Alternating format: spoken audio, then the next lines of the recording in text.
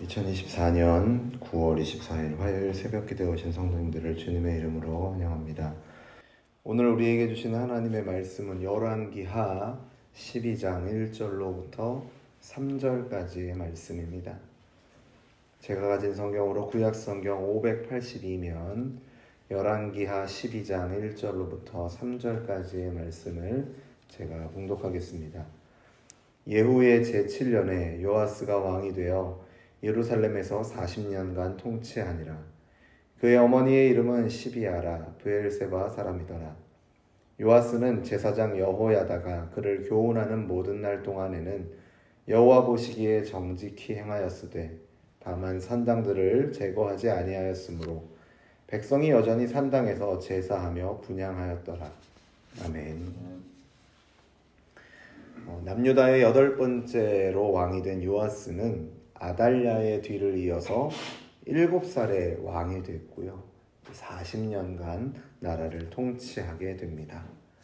이 아달랴는 이미 우리가 앞에서 살펴보았던 인물이죠. 아합과 이세벨의 딸로 여호사밧의 아들 여호람, 그러니까 요람이라고도 기록되어 있죠. 유다의 5번째 왕 요람의 아내, 즉 유다의 왕후였습니다. 열왕기하 11장을 보면은 이 요람의 아들인 아하시아가 이제 예후에 의해서 죽임을 당하게 되니까 이 아달랴가 이 남은 왕자들을 다 죽이고 스스로가 여왕이 되는 내용이 기록이 되어 있습니다. 그리고 이때 모든 왕자들이 죽임을 당하는 가운데 오늘 본문에 등장하는 요아스만이 하나님의 은혜로 목숨을 보전하게 됩니다. 하나님께서 당시 한 살이었던 요아스를 아하시아의 누이 여호세바를 통해서 성전에 숨겨주시고 살게 하십니다. 여호세바는 제사장 여호야다의 아내였기 때문에 요아스는 자연스럽게 제사장 여호야다의 양육을 받으면서 성전에서 은밀하게 6년 동안 성장하게 됩니다. 그리고 요아스가 7살이 되었을 때 여호야다는 요아스를 왕으로 세우고자 이제 반정을 일으키고 아달랴를 처형하고 요아스가 왕이 되는 것이 이제 오늘 본문 12장의 내용입니다. 아달랴가 통치하던 6년 동안 온 유다는 바알 숭배로 황폐해지게 됩니다. 아달랴를 설명하는 가장 좋은 설명이 바알이 아니라 아합과 이세벨의 딸이라는 표현이겠죠. 그 표현답게 온 땅을 바알 숭배로 황폐하게 만들었는데 이 여호야다는 요아스를 왕으로 세우면서 바알의 당을 헐고 바알의 제사장들을 죽이고 또 이제 요아스에게는 율법책을 주어서 또 그에게 기름을 부어서 왕으로 세웁니다. 이게 11장 12절에 기록이 되어 있습니다. 그리고 이 요아스를 왕으로 세우는 것이 단순한 반역이나 쿠데타가 아니라 이것이 다윗 왕조의 회복이자 하나님의 말씀을 회복하는 진리에 대한 개혁이었던 것을 우리는 이 요아스의 통치 기간을 통해서 살펴보게 됩니다. 앞선 11장의 17절에는 왕과 백성이 다시금 하나님과 언약을 갱신하는 감격스러운 장면이 기록되기도 합니다. 그리고 오늘 본문으로 넘어오면 이 본문인 열왕기하 12장을 우리가 다 읽지는 않고 3절만 읽었습니다만 본문은 요아스가 어떤 왕이었는지 그의 통치에 대해서 중요한 내용들을 기록하고 있습니다. 그리고 오늘 이제 함께 읽은 이 본문 3절까지의 말씀은 그에 대한 평가를, 개괄적인 평가를 보여주고 있죠. 북이스라엘의 왕들도 남유다의 왕들도 다 평가를 받습니다. 북이스라엘의 왕은 그들 모두가 악한 왕이라고 평가를 받습니다. 하지만 유다의 왕은 어떤 이는 선한 왕으로 평가되기도 하고 어떤 이는 악한 왕으로 평가되기도 합니다. 오늘 본문에서 요아스는 어떤 왕으로 평가되고 있습니까? 2절을 보시면 요아스는 제사장 여호야다가 그를 교훈하는 날 동안에는 여호와 보시기에 정직히 행하였으되 라고 기록하고 있습니다. 하나님께서 다윗 왕조를 회복시키기 위해서 세우신 왕 요아스는 여호와 보시기에 정직히 행했다라는 평가를 1차적으로 받습니다. 특히 그는 아달랴에 의해서 훼손된 성전을 보수하는 일을 그의 통치 기간 중에 행하게 됩니다. 그의 통치에 있어서 기억할 만한 아주 훌륭한 업적이죠. 오늘 본문 후반부에도 이 내용들이 기록되고 있습니다. 그러면서 2절은 뭔가 여운이 남는 설명을 하나 추가하고 있죠. 어떤 내용입니까? 바로 제사장 여호야다가 그를 교훈하는 날 동안에는 이라고 시기를 특정하고 있죠. 이 말이 무슨 말입니까? 즉, 이 요아스 왕은 제사장 여호야다가 살아있는 동안에만 하나님 앞에서 정직히 행했다라는 것입니다. 아주 어린 나이에 성전에 숨겨져서 양육을 받은 요아스의 입장에서 여호야다는 아버지와 다름없는 인물이었을 것입니다. 오늘 본문 2절에서도 여호야다가 요아스를 교훈하였다라고 기록하고 있습니다.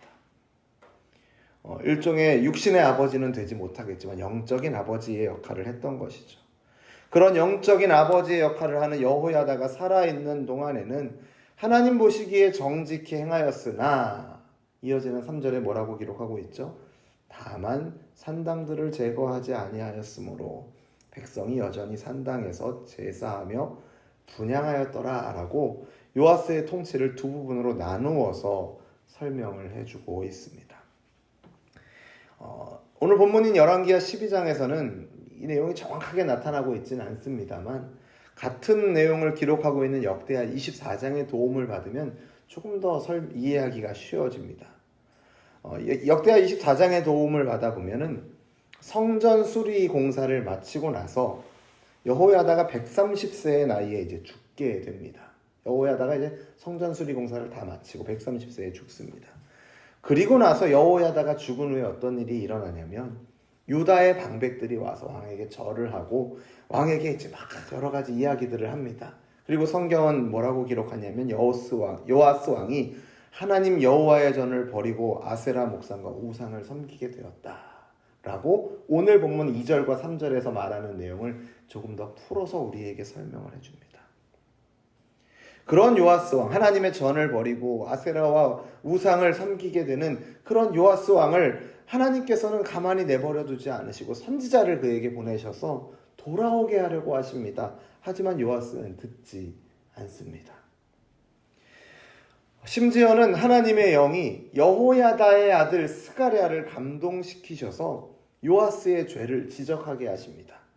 여호야다의 아들이면 어떤 사이입니까? 이 여호야다는 요아스의 입장에서도 영적인 아버지 같은 존재죠.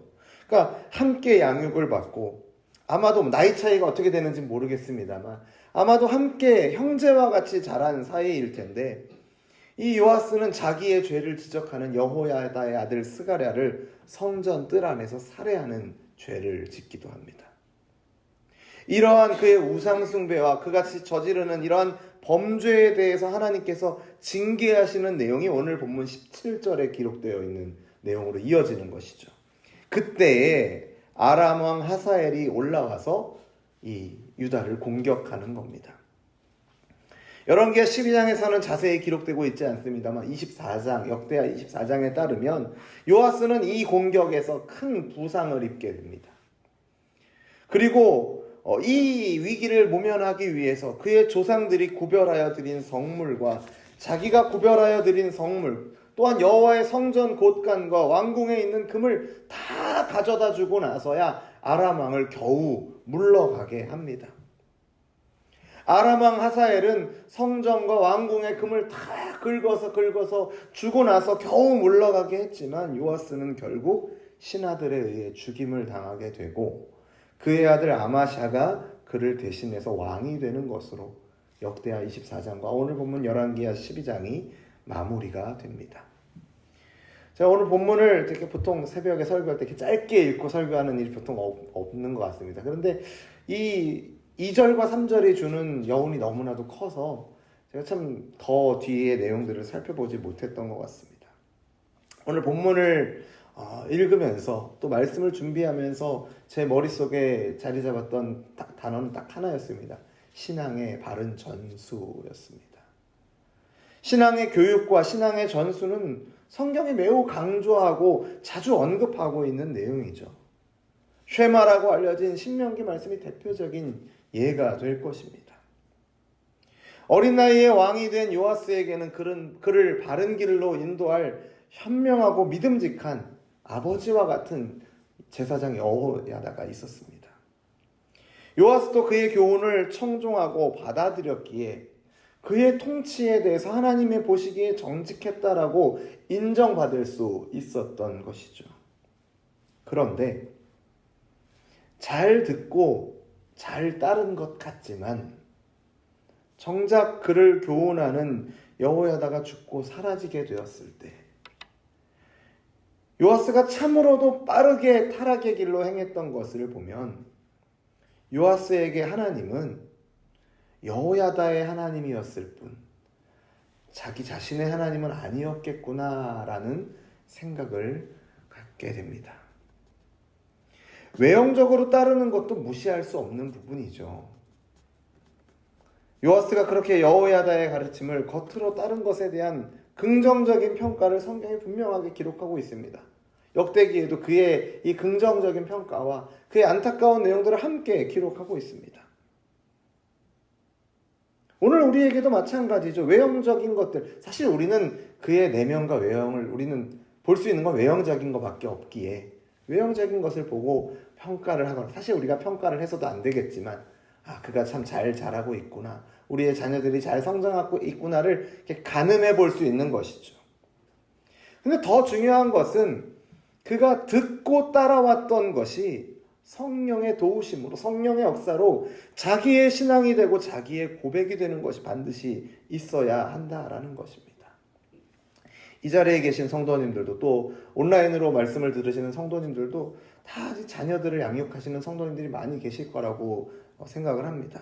저희 가정도 오늘 저희 마치고 나서 바로 분만실로 지금 가야 되는데, 하나님께서 새로운 생명을 태어나게 해주셔서 이제 새 자녀를 양육하는 이 책임감을 짊어지게 되었습니다. 근데 저를 포함해서 이 자녀를 양육하시는 모든 부모님들께 이 말씀을 통해서 권면을 드리고 싶습니다. 우리의 자녀들이, 그 자녀들의 세대가 이 부모님의 하나님을 듣고 따르는 것이 아니라 자신들의 주인이신 하나님, 부모님의 구원자가 아니라 자신의 구원자이신 하나님을 만나고 그분을 알아가고 그분을 사랑하고 그분을 따라가기를 위해서 기도하시고 또 그 일을 위해 부지런히 권면하고 교훈하시는 저와 여러분 되기를 주님의 이름으로 축원합니다. 정직하게 시작했던 처음과는 다르게 여호야다의 죽은 이후로 끝이 변질되었던 요아스와는 다르게 우리의 신앙도 우리의 신앙의 멘토의 유무에 따라서가 아니라 나 자신이 하나님 앞에 정직하게 나아가고 하나님 앞에 겸손히 엎드리고 그 말씀을 사모하고 사랑하는 것이 날마다 더욱 깊어지는 은혜가 있기를 주님의 이름으로 축원합니다. 그리고 우리의 자녀들의 신앙이 처음보다 더 깊어지고 부모의 밑에서 교훈받을 때, 선생님의 밑에서 교훈받을 때보다 더 깊어지고 더욱 풍성해지는 은혜가 있기를 주님의 이름으로 축원합니다. 이런 아름다운 신앙의 전수를 통해서 우리의 가정이, 또 우리 교회가 더욱 하나님 기뻐하시는 일들, 하나님 보시기에 정직히 행하는 그런 아름다운 공동체 되기를 주님의 이름으로 축원합니다. 기도하겠습니다. 하나님 아버지, 오늘 말씀을 통해서 우리의 모습을 돌아보며 또 특별히 우리의 자녀들을 위해서 기도하게 하심을 감사드립니다. 우리의 신앙이, 우리의 섬김이, 우리의 헌신이 어떤 사람의 눈앞에서만 이루어지는 것이 되지 않게 하시고 하나님 앞에 서 있는 자로서 그 하나님을 독대하며 하나님을 두려워하고 경외하며 그 하나님을 사랑함으로써 행하는 모든 섬김과 헌신, 우리의 신앙이 되게 하여 주옵소서. 먼저는 우리에게 주님 은혜를 더하여 주셔서 우리를 교훈하고 우리를 지도해 주셨던 육신의 아버지나 부모님이나 또 영적인 부모와 같은 존재들이 사라지게 되더라도 우리의 믿음 흔들리지 않고 그 부모의나 그 선배들의 믿음을 잘 이어받아서 더 풍성한 고백으로, 나의 고백으로 고백하며 더 풍성한 고백으로 감사하며 찬양하는 우리들 되도록 인도하여 주옵소서. 그리고 우리의 자녀들 역시도 부모의 하나님이 아니라, 선생님의 하나님이 아니라, 목사님의 하나님이 아니라 나의 하나님으로 그 하나님을 만나고 그 하나님을 고백하며 그 하나님을 사랑하며 섬기는 우리 자녀들 될 수 있도록 주님 은혜를 더하여 주옵소서. 그래서 우리의 신앙이, 또 우리의 자녀들의 신앙이 날마다 더욱 깊어지고 풍성해지는 은혜가 있게 하여 주옵소서. 이것이 우리의 노력으로 되지 않음을 고백합니다. 성령 하나님의 은혜로만, 성령 하나님의 역사로만 가능한 것임을 고백하오니 성령 하나님, 우리의 가정을, 우리의 자녀들을, 우리의 공동체를 주님 붙들어 주시옵소서. 그렇게 인도하실 것을 믿으며 예수님 이름으로 기도드립니다. 아멘.